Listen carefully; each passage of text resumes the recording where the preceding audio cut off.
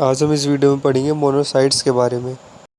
ये जो मोनोसाइट्स होता है वो एक तरह का वाइट ब्लड सेल होता है। ये जो मोनोसाइट्स होते हैं ये की एलिमेंट होते हैं हमारे इम्यून रिस्पॉन्स के लिए। ये जो मोनोसाइट्स रहते हैं ये one of the largest type of white blood cells होते हैं। मोनोसाइट्स जो होते हैं ये फैगोसाइटिक सेल्स होते हैं। इसका मतलब ये होता है ये ब्रेक डाउन कर देते हैं इन्फेक्शन को उसको खाकर। ये यूज़ करते हैं प्लाज्मा मेम्ब्रेन को एंगल्फ करने के लिए या फिर ब्रेक डाउन करने के लिए डेड सेल्स को और हार्मफुल फॉरेन पार्टिकल्स को या फिर बैक्टीरिया को। ये जो मोनोसाइट्स रहते हैं ये रिस्पॉन्सिबल रहते हैं अटैकिंग करने के लिए, ब्रेक डाउन करने के लिए जर्म्स को और बैक्टीरिया को जो एंटर होते हैं बॉडी के अंदर। ये जो हमारी बोन मैरो होती है ये प्रोड्यूस करती है मोनोसाइट्स को और रिलीज़ करती है इनको हमारे ब्लड स्ट्रीम के अंदर। और अगर एक बार ये टिश्यूज़ तक पहुंच जाए हमारी बॉडी के तो इनको मैक्रोफेजेस कहा जाता है। आइए अब हम जानते हैं मोनोसाइटोसिस किसे कहते हैं। जब मोनोसाइट का काउंट हाई हो जाता है हमारे ब्लड के अंदर तो उस कंडीशन को मोनोसाइटोसिस कहते हैं। आइए हम जानेंगे सिम्टम्स क्या होते हैं हाई मोनोसाइट लेवल के। इसका पहला सिम्टम होता है फटीग होना या फिर वीकनेस महसूस होना या फिर बॉडी में स्वेलिंग होना या फिर फीवर आए, तो ये सिम्टम हो सकता है हाई मोनोसाइट लेवल का।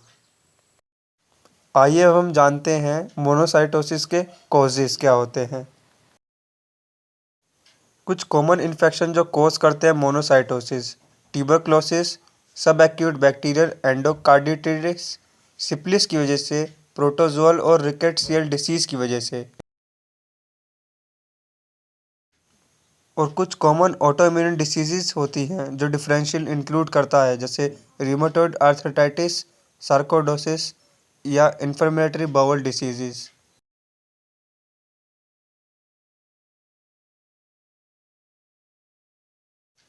आइए अब हम जानते हैं मोनोसाइटोपिनिया किसे कहते हैं। जब हमारे ब्लड के अंदर मोनोसाइट काउंट की कमी हो जाए तो उस कंडीशन को मोनोसाइटोपिनिया कहते हैं। आइए अब हम जानते हैं लो मोनोसाइट काउंट का सिम्टम क्या होता है। लो मोनोसाइट काउंट का सिम्टम हो सकता है फटीग या फीवर होने की वजह से, पेल स्किन होने की वजह से या फिर डिजीनेस होने की वजह से।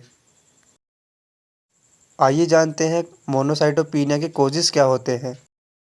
ये जो मोनोसाइटोपिनिया होता है ये कॉज्ड होता है जो डिक्रीज कर देता है overall white blood cell count को, जैसे कि ब्लड स्ट्रीम इन्फेक्शन की वजह से, कीमोथेरेपी की वजह से या फिर किसी तरह के बोन मैरो डिसऑर्डर की वजह से। आइए जानते हैं मोनोसाइट का नॉर्मल रेंज क्या होता है। जो मोनोसाइट का नॉर्मल रेंज होता है वो होता है 2% से लेके 8% तक हमारे वाइट ब्लड सेल काउंट का। आइए हम जानते हैं कि खून का नमूना कैसे लिया जाता है मोनोसाइट टेस्ट के लिए। कलेक्ट करें 1 से 2 ml ब्लड ईडीटीए ट्यूब में, फिर टेस्ट को परफॉर्म करें हेमाटोलॉजी सेल काउंटर एनालाइजर पर।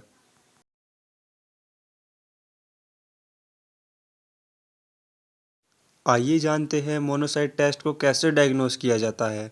ये जो मोनोसाइट टेस्ट रहता है ये मेजर्ड होता है एक तरह के ब्लड टेस्ट जिसे white blood count WBC differential कहा जाता है, और ये ऑफन पार्ट होता है कंप्लीट ब्लड काउंट टेस्ट यानी CBC टेस्ट का। आइए अब हम जानते हैं हाई मोनोसाइट काउंट कैसे डिक्रीज किया जा सकता है। वेट को बराबर चेक करना, रोज़ाना एक्सरसाइज करना या फॉलो करना मेडिटेरियन डाइट को। आइए अब हम जानते हैं वो तरीके जिससे हम इंक्रीज़ कर सकते हैं अपने मोनोसाइट काउंट को। आइए अब हम जानते हैं वो तरीके जिससे हम अपने मोनोसाइट लेवल को इंक्रीज़ कर सकते हैं, जैसे हमें सिगरेट नहीं पीना है, वो फ्रूट्स और वेजिटेबल खाना है जो डाइट में रिच हो, एक्सरसाइज करना है रेगुलर, मेंटेन करना है हेल्दी वेट और रात को ढंग से नींद पूरी करनी है। Thanks for watching our video.